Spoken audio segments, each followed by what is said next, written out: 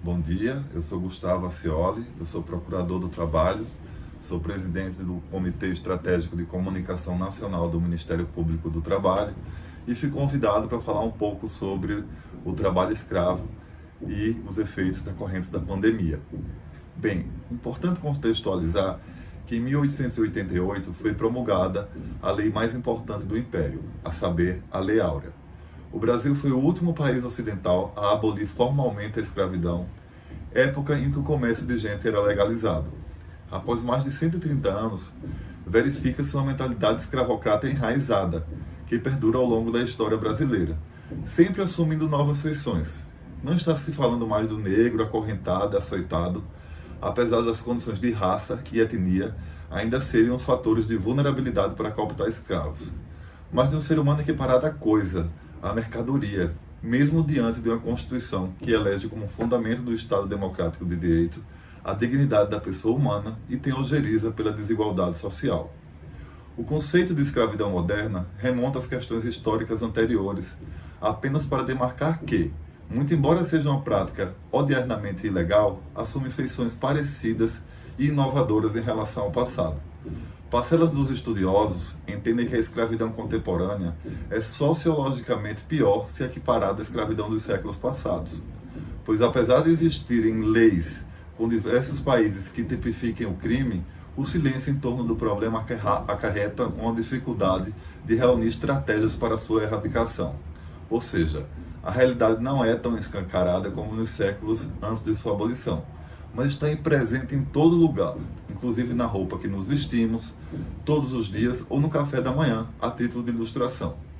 O trabalho escravo é tipificado como crime no artigo 149 do Código Penal e abarca 4 modalidades, quais sejam: primeiramente, o trabalho forçado, quando se retira a liberdade do trabalhador, decorrente, por exemplo, da retenção de documentos ou salários, isolamento geográfico sob constante ameaça ou coação física ou psicológica.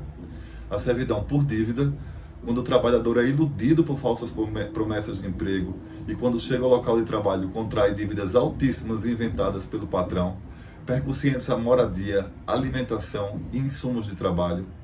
Jornadas exaustivas. A duração do trabalho vai ao limite das forças do empregado, sendo impossível repor as energias para o dia seguinte, ocasionando-lhe severos prejuízos à sua saúde física e mental, muitas vezes culminando no óbito. E condições degradantes de trabalho, observado em ambientes de trabalho tão degradantes que põem em risco a vida e a saúde dos trabalhadores. Não pairão dúvidas de que, muito embora o Brasil desponte como um dos países que possuem a legislação mais avançada na temática, quanto ao combate a esse crime tão atroz, 3 fatores principais eles são muito presentes para que continue existindo o trabalho escravo.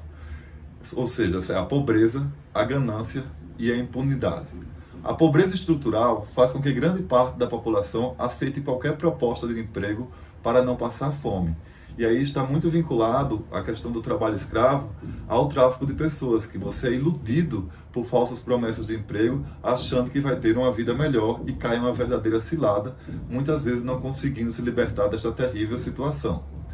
A ganância dos empregadores é revelada por ter o trabalho escravo como um instrumento adotado por empreendimentos para garantir lucro fácil e competitividade em uma economia cada vez mais globalizada. E a impunidade decorre do nosso sistema de justiça, com poucas condenações na matéria, muito embora mais de 54 mil trabalhadores já foram resgatados em condição análoga à de escravo entre os anos de 1995 e 2019, consoante dados do Observatório do Ministério Público do Trabalho. Outro fator agravante é a ausência de informação à população que consome o trabalho escravo. A gente precisa despertar na sociedade a necessidade de um consumo consciente, a fim de que sejam boicotadas literalmente as marcas que utilizam dessa mazela social para oferir lucros inimagináveis. A pandemia, ela trouxe à tona, mostra, ela escancara como a desigualdade social é muito presente no Brasil. Então as pessoas estão muito mais propensas ao trabalho escravo e ao tráfico de pessoas. Por quê? A partir do momento que você tem um desemprego em massa, a pobreza estrutural, o aumento da discriminação, o aumento da miséria e o aumento de situações que põem a sua vulnerabilidade social à tona, o trabalho escravo ele consegue atingir literalmente essas pessoas que estão nessa situação de dificuldade, com muito mais facilidade, porque há promessas falsas de emprego e as pessoas, diante da sua vulnerabilidade econômica, elas se iludem muito mais. Então, é preciso estar sempre vigilante nessa situação de pandemia, em decorrência da grande instabilidade política e econômica e o aumento da desigualdade social que tem despertado, né, nesse período pós-pandemia e no período pós-pandemia. E nós precisamos estar atentos para que o trabalho escravo realmente, ele de fato não aconteça. Afinal, a prevenção é o melhor caminho. No âmbito do Ministério Público do Trabalho, nós temos desenvolvido algumas ações para que nós enfrentemos o trabalho escravo e previna.